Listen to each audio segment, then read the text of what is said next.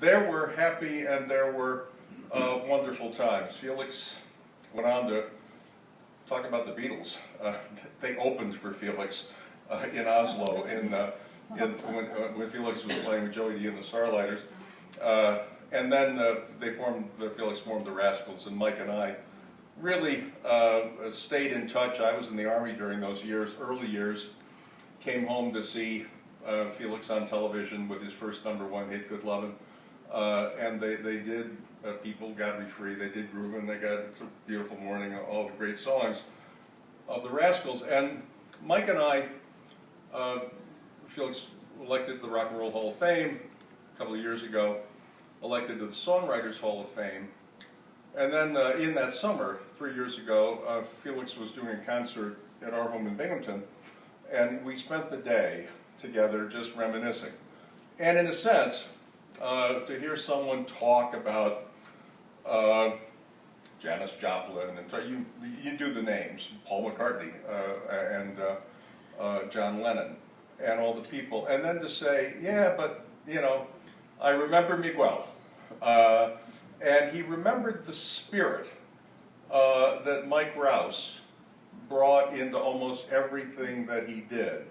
And it was a bond, and, you know, Mike, they were tumultuous years for Mike at Syracuse, and he moved on, found the life in Reno that he had. We stayed in touch over the years, and he had really great excitement last fall, even though he had been diagnosed, and he knew at that point the seriousness of his illness.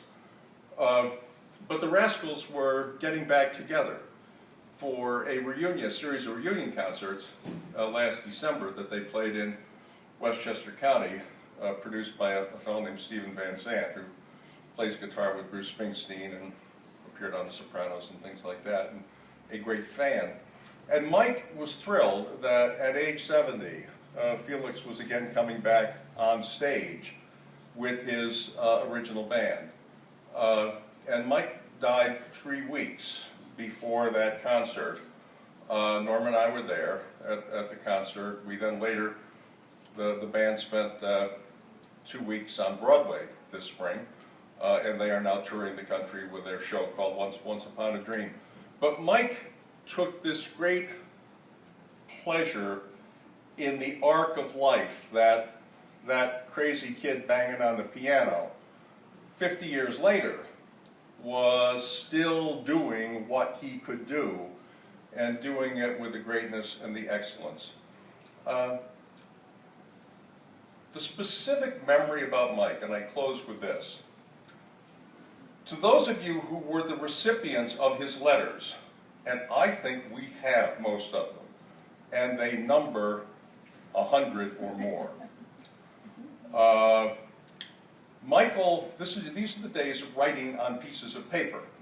And I was overseas in the military for 3 of those years. And Mike, you got these little blue pieces of paper. I think they were called airgrams, and you folded them over, and they were pre-postage. And it was the cheapest way to mail things, airmail. Michael would use every square centimeter of a piece of paper. So, and he didn't write large. So you'd start, and it would be the politics, the literature, the personal observations, and you'd get to the bottom, love Miguel, and then you'd turn, because he worked the margin, and then you'd go upside down, and there's just a few more things I want to say. And for me, that was my metaphor of Mike. A spirit of brilliance, and always something more to contribute. I love you, brother. Happy birthday.